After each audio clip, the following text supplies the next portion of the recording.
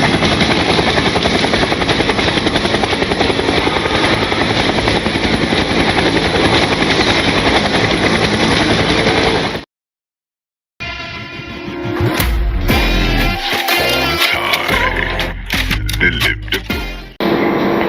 students, welcome to Muppadai Training Academy. Okay, நம்ம எக்கனாமிக்ஸ்ல என்னென்ன விஷயங்கள் படிக்கணும், எங்க நம்ம படிக்கணும், என்னென்ன முக்கியமான டாபிக், கேள்வி எப்படி கேட்பாங்க, ப்ரீவியஸ் இயர் கொஸ்டின், இது எல்லாமே டிஸ்கஸ் பண்ணி ஆல்ரெடி நம்ம ஒரு வீடியோவை பார்த்து முடிச்சிட்டோம். இப்போ நம்ம அதுக்கு முன்னாடி சொன்ன மாதிரி நான் இம்பார்ட்டன்ட் டாபிக்ஸ் தான் சொன்னா 5 இயர் பிளான் சொல்லியிருப்பேன், அதில் பார்த்தீங்கன்னா வரிகள் டாபிக் சொல்லியிருப்பேன், நான் இம்பார்ட்டன்ட் கிளாஸஸும் இம்பார்ட்டன்ட் டாபிக்ஸும் கிளாஸஸாக போடுறோம் அப்படின்னு சொல்லிட்டு யூடியூப்ல சொல்லியிருக்கோம். இப்போ அதனோட தொடர்ச்சியாக நம்ம முதல் கிளாஸாக நம்ம ஒரு டாபிக் பார்க்க போறோம். ஓகே, என்ன டாபிக் அப்படின்னா சிலபஸ் அடிப்படையில் அது வந்து 5 ஆண்டு திட்டம். ஓகே, அதுதான்.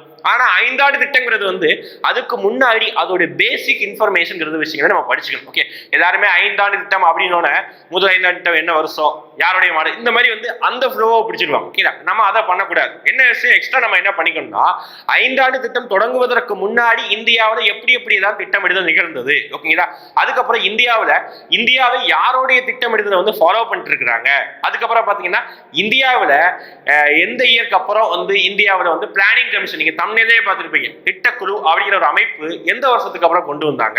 இந்த மாதிரி விஷயங்களை ஃபர்ஸ்ட் நம்ம முதல் பாட்டை நம்ம பார்க்க போறோம். ஓகே, முதல் பகுதியை நம்ம பார்த்துட்டு அதுக்கப்புறம் 2ஆம் பகுதியில நம்ம முதல் 5ஆம் திட்டத்துல இருந்து 12 5ஆம் திட்டங்கள் வரைக்கும் நம்ம அதை டிஸ்கஸ் பண்ணிக்க போறோம். அது ஒரு மேட்டர் கிடையாது, வருஷம் படிக்க போறோம், யாருடைய மாடல் படிக்க போறோம், இந்த மாதிரி இன்ஃபர்மேஷன். ஓகே, அப்போ ஃபர்ஸ்ட் டாபிக்கா நம்ம இந்தியாவோட இண்டிபெண்டன்ஸுக்கு முன்னாடி யாரெல்லாம் இந்தியாவோட பிளானிங்கிறது வந்து கொண்டு வந்தாங்க, திட்டமிடுதல்களுடைய அறிமுகம் தான் பார்க்க போறோம். ஓகே, பார்க்கலாமா? ஃபர்ஸ்ட் ஹெட்டிங் போட்டுக்கோங்க. ஃபர்ஸ்ட் ஆஃப் ஆல் படிக்கிற விதம், எக்கனாமிக்ஸை பொறுத்த வரைக்கும் படிக்கிற விதத்தை பொறுத்த வரைக்கும் கொஞ்சம் கவனிச்சு சொல்ல வர விஷயங்களை கவனிச்சாலே போதும். வேற எதுவும் ரொம்ப கஷ்டப்பட்டு படிக்க வேண்டிய அவசியம் இல்லை. இயர் இருக்கும், அவ்வளவுதான். வருஷம் இந்த டாபிக் நான் நடத்த வர டாபிக் எல்லாமே சொல்லிடுவேன். நடத்த முன்னாடியே அதுல எது முக்கியமா படிக்க வேண்டியது, அதுக்கப்புறம் முக்கியமான விஷயம் எல்லாருமே ப்ரீமியர் பார்த்துட்டு இருப்பீங்க. கடைசியா இந்த டாபிக் நடத்தி முடிச்சதுக்கு அப்புறம் நான் கடைசியா கொஸ்டின் டக்கு உடனே கொஸ்டின் கேட்டே இருப்பேன். அந்த கொஸ்டின்ஸ்க்கு நீங்க லைவ் சாட்ல உடனே ரிப்ளை பண்ணணும். ஓகே, அதுதான் முக்கியம். கடைசி ஃபைனலா டாபிக் நடத்தி முடிச்சதுக்கு அப்புறம் அதுக்கப்புறம் பல வீடியோவா பாக்குறவங்க நீங்க கேட்கிற கொஸ்டின்ஸுக்கு ஒரு 5 கொஸ்டின்ஸ் கேட்பேன் வச்சுக்கோங்களேன். அந்த கொஸ்டின்ஸ்க்கு நம்பர் போட்டு ஃபர்ஸ்ட் கொஸ்டின் இந்த ஆன்சர், செகண்ட் கொஸ்டின் இந்த ஆன்சர் சொல்லிட்டு கமெண்ட் செக்ஷன்ல மென்ஷன் பண்ணணும். அப்பதான் நீங்க இந்த வீடியோவை எந்த அளவுக்கு நீங்க பாத்துருக்கீங்க அப்படின்னு தெரிய வரும். ஓகே, நான் மேபி ட்ரூ ஆர் ஃபால்ஸ், அதாவது கூற்று சரியா தவறா, இந்த மாதிரி நான் கூட கொஸ்டின் கேட்கிறேன், நீங்க சரி தவறு இந்த மாதிரி ஆப்ஷன் நீங்க சொல்லணும். ஓகே, போகலாமா? ஃபர்ஸ்ட் வந்து திட்டமிடுதலோடைய அறிமுகம்.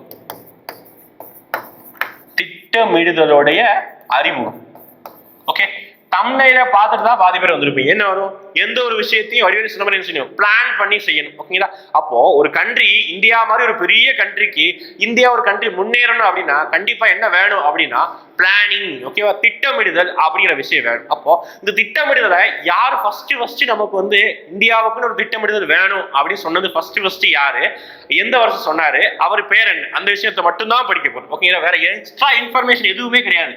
முழுக்க உங்க எக்ஸாம் லெவலுக்கு என்னவோ அதை மட்டும் படிங்க. படிக்கணும் ஆசைப்பட்டீங்கன்னா நீங்க 5 இயர் பிளானை மட்டுமே நீங்க 10 பக்கம் படிக்கலாம். ஓகேங்களா, தாராளமா படிக்கலாம், தப்பு இல்லை. ஆனா உங்க எக்ஸாமுக்கு என்ன தேவையோ, உங்க 10th கேட்டகரி அளவுக்கு என்ன தேவையோ அதை மட்டும் படிங்க. நம்ம குறுகிய நேரத்துல ஈஸியா படிச்சு நம்ம ஈஸியா பாஸ் ஆயிட்டு போயிடும். ஓகே, ஃபர்ஸ்டா இந்தியாவுக்கு வந்து யார் என்ன திட்டமிடுதல் கேட்டாங்க அப்படின்னு சொல்லிட்டு பார்க்க போறோம். 1934. நல்லா ஞாபகம் வச்சுக்கோங்க. 1934 எப்போ, இண்டிபெண்டன்ஸ், சுதந்திரம் கிடைப்பதற்கு முன்னாடி. ஓகேங்களா, அப்ப சுதந்திரம் கிடைப்பதற்கு முன்னாடி 1934ஆம் ஆண்டு முதலாக ஒருத்தர் சொல்றாரு,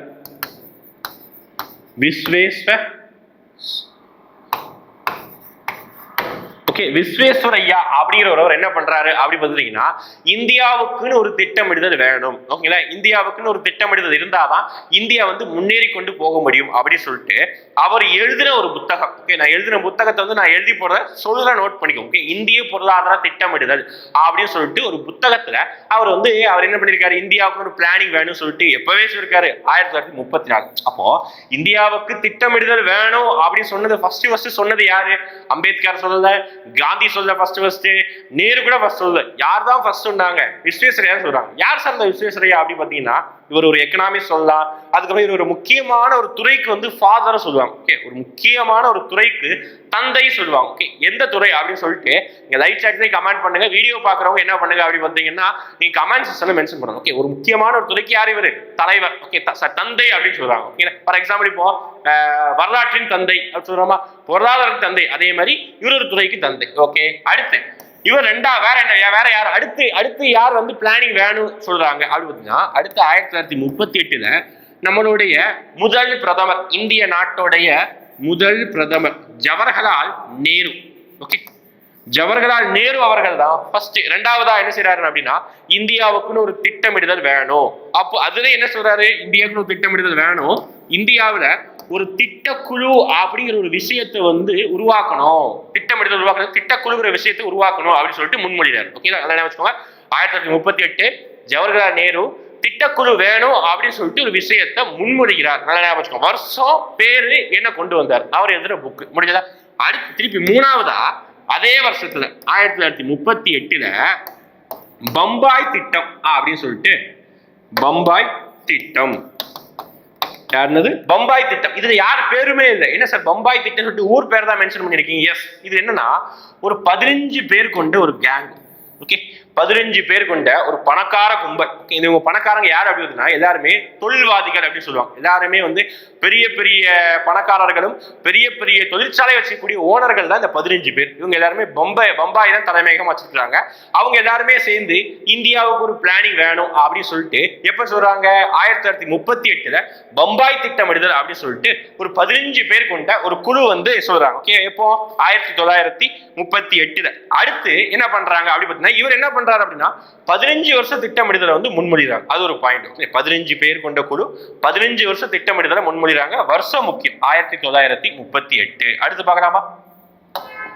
நெக்ஸ்ட் நான்காவது 1944. ஓகே, 1944. அடுத்து 1945. அடுத்து 1950. இந்த 3 வருடங்கள்ல அடுத்தடுத்து இந்த 3 வருடங்களையும் அடுத்தடுத்து நபர்கள் என்னென்ன பண்ணாங்க அப்படிங்கறத அடுத்து பார்க்க போறோம். ஓகேங்களா? ஓகே, இப்போ 1944 யார் என்ன பண்றாங்க அப்படின்னா, எஸ்.என். அகர்வால் அப்படின்னு சொல்லிட்டு ஒருத்தர் பண்றாரு. எஸ்.என். அகர்வால் அப்படிங்கிறவரு 1944 திட்டமிடுதல் வேணும்னு சொல்றாரு. இவர் என்ன வகையான திட்டமிடுதலை முன்மொழிறாரு அப்படின்னா, காந்திய திட்டமிடுதலை முன்மொழிறாரு. எல்லாமே முக்கியம். நான் போர்டு எழுதி போடுற விஷயம் எல்லாமே முக்கியம். நான் கொஸ்டின் கேட்பேன். ஓகே, பிரீமியர் கடைசியில. ஓகே, அப்போ காந்திய திட்டமிடுதல். அடுத்து 1945 யார் திட்டமிடுதல் வேணும் அப்படின்னு சொல்றாங்க, எம்.என். ராய். யாரு? எம்.என். ராய். ஓகேவா? இவங்களுடைய திட்டமிடுதல் என்ன சொல்றாங்க, மக்கள் திட்டம் அப்படின்னு சொல்றாங்க. ஒவ்வொரு திட்டத்துக்கும் ஒரு பேர் இருக்குது, மக்கள் திட்டம். ஓகே, அடுத்து 1950 யாருன்னு சொல்றாங்க, 1950 ஜெயப்பிரகாஷ் நாராயணன். ஓகே, ஜெயப்பிரகாஷ் நாராயணன். அவர் என்ன வகையான திட்டமிடுதல் சொல்றாரு அப்படி பார்த்துட்டீங்கன்னா, சர்வோதயா திட்டமிடுதல்.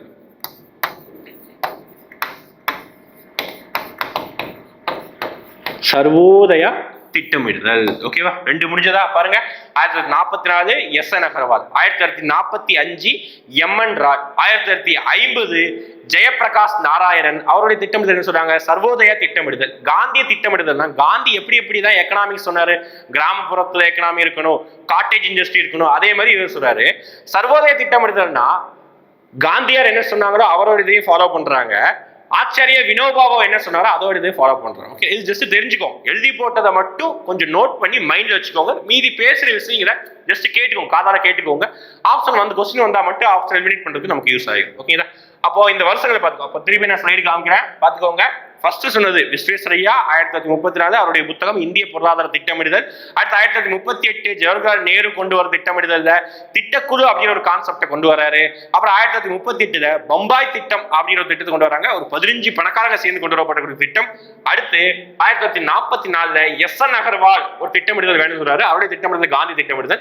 1945 எம்.என். ராய் மக்கள் திட்டம் கொண்டு வராரு. 1950 ஜெயப்பிரகாஷ் நாராயணன் சர்வோதயா திட்டமிடுதல் அப்படின்னு சொல்லிட்டு இந்த மாதிரி ஒரு 6 நபர்களுடைய பேர் வந்து நம்ம படிச்சிருக்கோம். இதை நீங்க முக்கியமா ஞாபகம் வைக்க வேண்டியது, வருஷம், அவங்களுடைய நேமு, அவங்க என்ன திட்டமிடுதல் கொண்டு வந்தாங்க. முடிஞ்சதா? இது ஒரு டாபிக்ல இது ஒரு பகுதியா முடிஞ்சது. அடுத்து நம்ம கொஞ்சம் அப்படியே டச் பண்ண போறோம். ஓகே, என்ட்ரி பார்ட்டுக்குள்ள வர போறோம். என்ன அப்படின்னா, இந்த பிளானிங் படிச்சோமா, திட்டமிடுதலுடைய வகை தான் பார்க்க போறோம். திட்டமிடுதலுடைய வகைகள் என்ன சார்? திட்டமிடுதல்ல என்ன சார் வகைகள் இருக்குது அப்படி பாத்தீங்கன்னா, அதோடைய காலத்தின் அடிப்படையில அதோடைய அதை 3 வகையா பிரிக்கிறாங்க. காலத்தின் அடிப்படை நம்ம இது வந்து நம்ம லைஃப் எக்ஸாம்பிளாவும் எடுத்துக்கலாம். அதே நேரங்கள்ல பாத்தீங்கன்னா ஒரு நாட்டுடைய பொருளாதாரத்திற்காக எடுத்துக்கலாம். என்ன சொல்றோம் அப்படின்னா, குறுகிய கால திட்டமிடுதல், ஓகேவா, ஷார்ட் டேர்ம் பிளான் சொல்றோமா. அதே பார்த்தீங்கன்னா நடுத்தர கால திட்டமிடுதல், இது பாத்தீங்கன்னா நீண்ட கால திட்டமிடுதல். ஓகேங்களா, சிம்பிளா சொல்றேன் பாருங்க. ஃபர்ஸ்ட் குறுகிய கால திட்டமிடுதல். ஓகே, அடுத்து நடுத்தர. இதெல்லாம் கொஸ்டின் கேட்பாங்களா அப்படின்னா, இதுதான் இந்த பாயிண்ட் கேட்க மாட்டாங்க. ஒவ்வொரு என்னென்ன வருஷம் கேட்பாங்க. நடுத்தர கால திட்டமிடுதல், இது பாத்தீங்கன்னா நீண்ட கால திட்டமிடுதல். ஓகேவா, 3 இதா படிச்சிருக்கோமா. திட்டமிடுதலோட வகையில குறுகிய காலம், நடுத்தர காலம், நீண்ட காலம். இப்ப குறுகிய காலம்னா எந்த வருஷத்துக்குள்ள ஒரு விஷயத்தை பிளான் பண்ணா அது குறுகிய கால திட்டமிடுதல் அப்படின்னு சொல்றோம். இது வந்து நம்ம லைஃப் எக்ஸாம்பிள் எடுத்துக்குவோம். ஓகேங்களா, நம்ம லைஃப் எக்ஸாம்பிள் எடுத்துக்கலாம். ஃபார் எக்ஸாம்பிள், ஓகேங்களா, நாம வந்து என்ன சொல்றோம்னா அப்படின்னா, ஒரு மொபைல் போன் வாங்கணும்னு ஆசைப்படுறோம். ஓகேங்களா, அப்ப அந்த மொபைல் போன் வாங்குறத நம்ம 5 வருஷத்துக்கு மொபைல் போன் வாங்கணும் அப்படின்னு ஆசைப்படுவோமா? ஒரு 4-5 மாசத்துல, ஏன்னா வேலைக்கு போயிட்டீங்க வச்சுக்கோங்க, நாளைக்கு வந்து போலீஸ் கான்ஸ்டபிள் ஆயிடுறீங்க. கான்செப்ட் ஆன பிறகு நம்ம ஆசைப்படுற ஐபோனோ, ஒன் பிளஸோ, ஏதாவது ஒரு மொபைல், ஓகேவா, நம்ம ஆசைப்படுற ஒரு விலை உயர்ந்த மொபைல் போன் வாங்கணும் ஆசைப்படுறோம். அதை வந்து ஒரு 2-3 வருஷத்துக்குள்ள நம்ம வாங்கணும் எய்ம் பண்ணுவோமா? அதுக்குள்ள வேற மாடல் வந்துடும், புதுசா மாடல் வந்துடும். அப்ப என்ன செய்வோம், ஒரு 6 மாசத்துக்குள்ள அல்லது ஒரு வருஷத்துக்குள்ள நம்ம பிளான் பண்ணுவோம். அதுதான் ஷார்ட் டேர்ம் பிளான். அதாவது லெஸ் தேன் 1 இயர் அப்படின்னு சொல்றாங்க. ஓகே, ஒரு வருஷத்துக்குள்ள, ஒரு வருடத்திற்குள் திட்டமிட்டா அதுக்கு பேரு குறுகிய கால திட்டமிடுதல். அப்ப நடுத்தர கால திட்டமிடுதல் அப்படி என்னன்னா 3 to 5 சார். அப்ப 2 வருஷம் பிளான் பண்ணா என்ன சார் இப்படி கேட்கக்கூடாது. இதெல்லாம் நான் புக்ல மென்ஷன் பண்ணப்பட்ட ஃபேக்ட் நான் சொல்றேன். ஓகே, 3 வருடங்கள்ல இருந்து 5 வருடங்கள் வரைக்கும் திட்டமிட்டா அது நடுத்தர கால திட்டமிடுதல். அப்ப நீண்ட கால திட்டமிடுதல் அப்படின்னா என்ன? இது 5 7 சாரி 7, 3 to 7. அடுத்து இப்ப நீண்ட கால திட்டமிடுதல் அப்படின்னா, இது வந்து நான் பைக் சொல்லாமா, நான் ஒரு 2 வருஷமா நான் ரூபாய் சேர்த்து வச்சுக்கிறேன். ஒரு 3 வருஷம் 4 வருஷத்துல நான் ஆசைப்படுற பைக் ராயல் என்ஃபீல்ட் அல்லது டியூக் பைக் ஏதாவது வாங்குற ஆசை இருக்கும்ல. நம்ம வேலைக்கு போன பிறகு என்னென்ன விஷயம் செய்யணும் அப்படின்னு சொல்லிட்டு நம்ம பிளான் பண்ணுவோம். இது நடுத்தர கால திட்டமிடுதல். ஒரு 3 வருஷம் to 4 வருஷம், இது எல்லாமே 1ங்கிறது 3 7 இது எல்லாமே வருஷம் தான் மென்ஷன் பண்றேன். அடுத்து நீண்ட கால திட்டமிடுதல்னா, எனக்குன்னு ஒரு வீடு கட்டணும். ஓகேங்களா, அதுக்கப்புறம் பாத்தீங்கன்னா எங்கேயாவது வெளிநாட்டுக்கு சுற்றுலா போகணும். இதெல்லாம் பாத்தீங்கன்னா ஒரு வருஷத்துக்குள்ளேயோ 2-3 வருஷத்துக்குள்ளே நிறைவேறாது. மேபி நிறைவேறலாம், நல்லா சம்பாதிச்சோம்னா நிறைவேறலாம். ஓகேங்களா, ஆனா நார்மலா எல்லாருமே பிளான் பண்றது வீடு கட்டுறது சுற்றுலா போறத பாத்தீங்கன்னா ஒரு 10 வருஷத்துக்கு மேல, அபவ் 10 இயர்ஸ். இதுதான் நீண்ட கால திட்டமிடுதல். ஓகேங்களா, இது நம்ம வாழ்க்கையை எக்ஸாம்பிள் எடுத்துக்கலாம், நம்மளுடைய கண்ட்ரிக்கு எக்ஸாம்பிள் எடுத்துக்கலாம். ஓகேங்களா, அப்ப குறுகிய கால திட்டமிடுதல்னா 1 இயர்க்குள்ள, நடுத்தர கால திட்டமிடுதல்னா 3 to 7, நீண்ட கால திட்டமிடுதல் அப்படி பார்த்தீங்கன்னா 10 வருஷத்துக்கு மேல நீண்ட கால திட்டமிடுதல். ஓகே, இது கொஸ்டின் கேட்பதற்கான வாய்ப்பு இருக்குது, மென்ஷன் பண்ணிக்கணும். ஓகேவா, அடுத்ததான் நம்ம பார்க்க போறது அப்படி பார்த்தீங்கன்னா திட்டக்குழு எப்படி உருவாக்கணும். ஓகே, அப்போ நம்ம வந்து ஃபர்ஸ்ட் ஒரு 3-4 கான்செப்ட் படிச்சோமா. ஆமா, திட்டமிடுதல் அறிமுகம் பார்த்துட்டு யார் யார் என்ன திட்டமிடுதாங்க, அவங்களுடைய வகைகள் என்னென்ன எல்லாம் பார்த்து முடிச்சோம். இப்போ நமக்கு வந்து 1950 okay sorry 1947 August, okay, August 15 நமக்கு வந்து சுதந்திரம் கிடைச்சாச்சு. சுதந்திரம் கிடைச்சதுக்கு அப்புறம் இந்தியா முழுவதும் இந்தியர்களால ஆட்சி செய்யப்படும். ஓகே, தேர்தல் வைக்கிறாங்க, அடுத்தது மூவ் ஆகுது. ஓகே, அப்ப இதுக்கப்புறம் இந்தியாவில என்ன வகையான திட்டமிடுதலை கொண்டு வரலாம் அப்படின்னு சொல்லிட்டு பாராளுமன்றத்துல, அதுக்கப்புறம் நிறைய கூட்டங்கள்ல பெரும் காங்கிரஸ் கட்சியை சேர்ந்த பெரும் தலைவர்கள், பொருளாதார நிபுணர்கள் எல்லாமே கூட்டம் போடுறாங்க. எல்லாருமே கூட்டம் போட்டு கடைசியா நம்ம 2வதா சொன்னோமா, 2வதா யாருடைய மாடல் சொன்னோம், ஜவஹர்லால் நேருடைய மாடல் சொன்னோமா, அவருடைய மாடலை நம்ம அக்செப்ட் பண்ணிக்கலாம் அப்படின்னு சொல்லிட்டு என்ன உருவாக்குறோம் அப்படின்னா திட்டக்குழு அப்படிங்கிற ஒரு டாபிக் நம்ம உருவாக்குறோம். ஓகேவா, திட்டக்குழு அப்படிங்கிற ஒரு அமைப்பை வந்து நம்ம ஃபர்ஸ்ட் டைமா உருவாக்குறோம். எந்த ஆண்டு உருவாக்குறாங்க சார், அதுதான் முக்கியம். யார் தலைவர், யார் துணை தலைவர், அதுதான் ஒரு கொஸ்டின் கேட்பாங்க. ஓகே, அப்போ நமக்கு சுதந்திரம் கிடைச்சது 1947. ஓகேவா, இதெல்லாம் டிஸ்கஸ் பண்றதுக்கே ஒரு 2-3 வருஷம் ஆகுதுன்னு வச்சுக்கோங்க. ஓகேங்களா, எப்போ நம்ம குடியரசு கிடைச்சது ஞாபகப்படுத்தி பாருங்க. நம்ம குடியரசு தினம் எப்போ கொண்டாடுறோம், ஜனவரி 26 கொண்டாடுறோம். எந்த வருஷம் நம்ம குடியரசு ஆனோம் அப்படின்னா 1950 ஜனவரி. நான் இயர் மனப்பாடம் பண்றது கூட நான் ஷார்ட்கட் சொல்லி தந்துடுறேன். ஷார்ட்கட் தான் ஞாபகம் வச்சுக்கலாம், ஓரளவுக்கு அப்ராக்சிமேட்டா குத்து மதிப்பாகுது. ஓகே, அப்போ 1950 ஜனவரி 26 நம்ம குடியரசு ஆகுறோம். அப்போ குடியரசு ஆன உடனே ஒரு 2 மாதங்கள்ல ஓகே நமக்கு என்ன கிடைக்குது, என்ன பண்றோம் அப்படின்னா திட்டக்குழு அப்படிங்கிற ஒரு விஷயத்தை உருவாக்குறோம். எப்போ குடியரசு ஆன 2 மாதங்கள்ல எப்போ உருவாக்குறோம், அதே வருஷம் 1950 ஓகே 1950 எந்த வருஷம், மார்ச் மாசம், மார்ச் மந்த் 15ஆம் தேதி டேட் உட்பட கேள்வி கேட்பாங்க. ஓகேவா, ரொம்ப முக்கியம். திட்டக்குழு உருவாக்கப்பட்ட ஆண்டு குடியரசு ஆன 2 மாசங்கள்ல ஓகே 1950 மார்ச் 15 திட்டக்குழு உருவாக்கப்பட்டது. முடிஞ்சதா, டேட் படிச்சாச்சு. அப்புறம் 2 பாயிண்ட் எக்ஸ்ட்ரா பாயிண்ட் படிக்கணும். என்ன அப்படின்னா தலைவர் யாரு, துணை தலைவர் யார், அதுதான் படிக்கணும். ஓகே, யார் இந்த திட்டக்குழுக்கு தலைவரா இருப்பாங்க, யாரு இந்த திட்டக்குழுக்கு தலைவரா இருப்பாங்க அப்படின்னா இந்தியாவுக்கு அந்த டைம்ல யாரு பிரதமரா இருப்பாங்களோ அவர் தான் தலைவரா இருப்பாங்க. என்ன வச்சுக்கோங்க, இந்தியாவுக்கு அந்த டைம்ல யாரு பிரதமரா இருப்பாங்களோ ஓகே திட்டக்குழு இருக்கும்போது யாரு பிரதமரோ அவர் தான் டைரக்டா தலைவர். ஓகே, ஆட்சி பண்ணி கிடையாது. அப்போ எப்படி கொஸ்டின், நான் இப்படிதான் சொல்லி கொடுத்துருக்கேன். எப்படி கொஸ்டின் கேட்கிறாங்கன்னா திட்டக்குழுவின் முதல் தலைவர் யார் அப்படின்னு கேட்கிறாங்க. அப்ப யார் வந்து இந்தியாவுக்கே முதலாக பிரதமரா இருந்தாங்க அப்படின்னா ஜவஹர்லால் நேரு. ஓகே, அவர் தான் என்ன செய்வாரு, திட்டக்குழுவுடைய முதல் தலைவராகவும் இருப்பார். அவ்வளவு சிம்பிள். நம்ம வந்து படிச்சிருக்கோம், ஆனா அதை எப்படி அப்ளை பண்றதுங்கிறது தான் நம்மளுடைய ஸ்கில். ஓகே, திறமைகள். அப்போ திட்டக்குழுவுடைய முதல் தலைவர் யார் பிரதமர், நம்ம பேர் எதுவுமே சொல்லல. ஓகேவா, யாரு பிரதமர் அவர் தான். அப்போ 1968 யாரு திட்டக்குழுவுடைய பிரதமரா இருப்பாங்க அப்படின்னா 1968 யாரு பிரதமரா இருந்தாங்க, இந்திரா காந்தி பிரதமரா இருந்தாங்க. அப்போ அவங்க என்ன செய்வாங்க, இதோட தலைவரா இருக்காங்க. ஓகே, அப்போ பிஎம்க்கு அதாவது பிரதமருக்கு திட்டக்குழு ஆபீஸ்க்கு டெய்லி வந்து வேலை பார்க்குற அளவுக்கு அது மட்டும்தான் வேலையா இருக்குமா, திட்டக்குழு ஆபீஸ்க்கு டெய்லி வந்து வேலை பார்க்குற அளவுக்கு அது மட்டும்தான் வேலையா இருக்குமா, அவருக்கு எவ்வளவோ வேலைகள் இருக்கும். ஓகே, நாட்டை பாதுகாக்க வேண்டிய வேலை இருக்குது, பக்கத்து நாட்டுடைய உறவை மேம்படுத்த வேண்டும், நாடாளுமன்றத்தை பாதுகாக்கணும், ஒவ்வொரு இடங்களையும் பேசணும், அப்புறம் தனி கட்சி வச்சிருப்பாரு, அந்த கட்சியை மேனேஜ் பண்ணி ஏகப்பட்ட வேலை இருக்கும். அவரால் திட்டக்குழு ஆபீஸ் டெய்லி வர முடியுமா, வர முடியாது. அதனால நிரந்தரமா திட்டக்குழுவை வந்து நடத்துவதற்காக ஒரு துணை தலைவர் அப்பாயிண்ட் பண்றாங்க. என்ன செய்யறாங்க, ஒரு துணை தலைவர். ஓகேவா, துணை தலைவர். இவர் தான் பாத்தீங்கன்னா முழு நேர தலைவரா இருப்பாங்க. ஓகே, ஃபங்க்ஷனல் ஹெட் அப்படின்னு சொல்லுவாங்க. முழு நேரமும் இவர் தான் ஆக்சுவலா தலைவரா இருப்பாரு. ஆனா பெயரளவுல யார் தலைவர், பிரதமர் தான் தலைவர். இதுதான் எக்ஸ்ட்ரா 2 பாயிண்ட். ஓகே, 2 பாயிண்ட் முடிஞ்சது. அப்போ திட்டக்குழு கேட்டாங்கன்னா வருஷம் கேட்பாங்க, தலைவர் யாரு, யார் துணை தலைவர். அடுத்து நீங்க பார்க்க வேண்டிய ஒரே ஒரு பாயிண்ட், இது எப்போ வந்து அபாலிஷ் ஒழிக்கப்பட்டது, திட்டக்குழு எப்போ ஒழிக்கப்பட்டது, ஏன் ஒழிக்கப்பட்டது, அது ஒரு கேள்வி.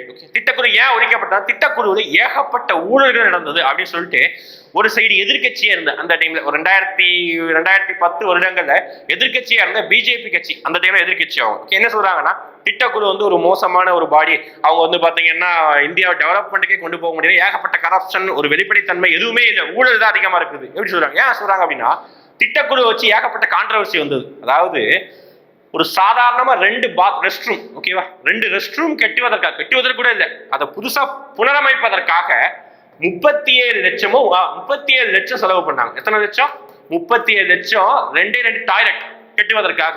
யாரு, திட்டக்குழு. கரப்ஷனா ஊழலா தெரியுது. அதே மாதிரி திட்டக்குழு அடுத்து என்ன பண்ணாங்கன்னா 2010 வருடங்கள்ல ஒரு வறுமை கோடு அப்படிங்கிற ஒரு லைனை பிக்ஸ் பண்றதுக்காக ஒரு நாளைக்கு 27 ரூபாய் இல்லாதவன் தான் வறுமை கோட்டிற்கு கீழே இருக்கிறவன் அப்படின்னு சொல்லிட்டு ஒரு விஷயத்தை பிக்ஸ் பண்ணாங்க.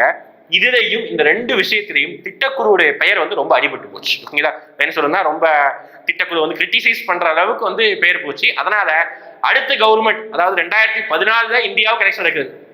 2014 இந்தியாவுக்கு எலெக்ஷன் நடக்குது, நாடாளுமன்ற தேர்தல். அதுல யாரு, பிரதமர் மோடி அவர்கள் வந்து பிரதமரா மாறுறாங்க. ஓகே, 2014 வந்து பிரதமர் மாறுறாங்க. அவர் வந்த உடனே என்ன சொல்றாருன்னா, அவர் பேசின முதல் சுதந்திர தினத்தோட ஸ்பீச்ல என்ன சொல்றாருன்னா, திட்டக்குழுங்கிற அமைப்பு ஒழிக்கப்படும், ஓகேவா, அது கேன்சல் செய்ய போறோம் அப்படின்னு சொல்லிட்டாங்க. அப்ப அதுக்கு பதிலாக என்ன சார் புதுசா கொண்டு வர போறீங்க அப்படின்னா, அடுத்த வருஷமே 2015 வருஷமே நாங்க என்ன செய்ய போறோம் அப்படின்னு பாத்தீங்கன்னா புதுசா ஒரு அமைப்பு திட்டக்குழு ரீப்ளேஸ் பண்ற மாதிரி நித்தி ஆயோக் அப்படின்ற அமைப்பு கொண்டு வர போறோம் அப்படின்னு சொல்லிருக்காங்க. ஓகேங்களா, திட்டக்குழு ஒழிக்கப்பட்டது அப்படின்னு கேட்டாங்கன்னா எந்த ஆண்டு ஒழிக்கப்பட்டது, 2014 ஆகஸ்ட் மாசம். ஓகே, அவர் மே மாசம் வந்து பிரதமரை மாறி இருப்பாரு, ஆகஸ்ட் மாசம் ஸ்பீச் நிறைய இடங்களில் ஸ்பீச் இருக்கும்போது சொல்லியிருப்பாரு திட்டக்குழு ஒழிக்கப்பட்ட ஆண்டு 2014 ஆகஸ்ட் மாசம். அப்போ திட்டக்குழுவை மாற்றாக என்ன வந்தது, திட்டக்குழுவிற்கு மாற்றாக என்ன விஷயம் வந்தது அப்படின்னா நிதி ஆயோக்ங்கிற கான்செப்ட் தான் வந்தது. ஓகே, திட்டக்குழுவிற்கு மாற்றாக நிதி ஆயோக் அப்படிங்கிற ஒரு அமைப்பு தான் உருவானது. எந்த ஆண்டு உருவானது? நம்ம தனியாகவும் படிக்கணும், இப்போ நோட் பண்ணிக்கோங்க. 2015 ஜனவரி 1. அவ்வளவுதான். Okay, simple. ஓகே, அது ஒதுக்கப்பட்ட 2014. இது அமைக்கப்பட்டது நிதி ஆயோக் 2015 ஜனவரி 1 வருஷத்துடைய முதல் நாளே நிதி ஆயோக் உருவாக்கப்பட்டது. ஓகேங்களா? அப்போ திட்டக்குழு உருவாக்கப்பட்டது 1950. 60 வருஷம் பழமையான ஒரு அமைப்பு வந்து கேன்சல் பண்ணிட்டோம். 1950 மார்ச் 15 தலைவர் PM, துணைத் தலைவர் வந்து பார்த்தீங்கன்னா முழு நேர தலைவராக ஒருத்தர் அப்பாயிண்ட் பண்றாங்க. கேபினெட் அமைச்சரவை அப்பாயிண்ட் பண்றாங்க. ஒதுக்கப்பட்ட ஆண்டு 2014. மாற்றாக நிதி ஆயோக் அமைப்பு இருந்தது. அப்போ திட்டக்குழுங்கிற அமைப்பு மட்டும்தான் விஷயம் இருந்ததா அப்படின்னா அது மட்டும் கிடையாது. இன்னொரு அமைப்பு இருந்தது. என்னன்னா தேசிய, இது நோட் பண்ணிக்கோங்க, தேசிய வளர்ச்சி குழு அப்படிங்கிற ஒரு கான்செப்ட் இருந்தது. ஓகே, இது என்னது சார் அப்படின்னா திட்டக்குழு மாதிரியே இதுவும் ஒரு அமைப்பு. இது உருவாக்கப்பட்ட ஆண்டு மட்டும் நோட் பண்ணிக்கோங்க, 1952 ஆகஸ்ட் 6. 1952 ஆகஸ்ட் 6 தான் தேசிய வளர்ச்சி குழு, அதாவது நேஷனல் டெவலப்மெண்ட் கவுன்சில் சொல்லுவாங்க, NDC உருவாக்கப்பட்ட ஆண்டு மட்டும் நோட் பண்ணிக்கோங்க. இதுக்கும் தலைவர் யார் தான்? பிரதமர். ஓகேங்களா? இதுவும் 2014 ஆண்டு ஒதுக்கப்பட்டது. சேம். ஆனா அதுதான் ரொம்ப முக்கியம். இதுக்கு வந்து உருவாக்கப்பட்ட ஆண்டு மட்டும் நோட் பண்ணிக்கோங்க. ஓகேங்களா? அப்ப இதோட நம்ம இந்த டாபிக் முடிச்சுக்கிறோம். அடுத்த இது வந்து பார்ட் 1 நம்ம எடுத்துக்கிறோம். பார்ட் 2 வீடியோ நம்ம என்ன பார்க்க போறோம்னா 5ஆண்டு திட்டங்கள் இருக்கக்கூடிய மொத்த 12 5ஆண்டு திட்டங்கள்ல எப்படி படிக்கணும், என்னென்ன விஷயங்களை படிக்கணும்னு சொல்லிட்டு போர்டு நடத்தி நம்ம எழுத போறோம். ஓகேங்களா? அப்போ கிளாஸ்ங்கிறது வந்து இதோட முடிஞ்சது. ஓகே, அப்ப நான் இன்னைக்கு இன்னைக்கு நடத்துற இதுல இருந்து நம்ம வந்து கொஸ்டின் கேட்க போறோம். ஓகேவா?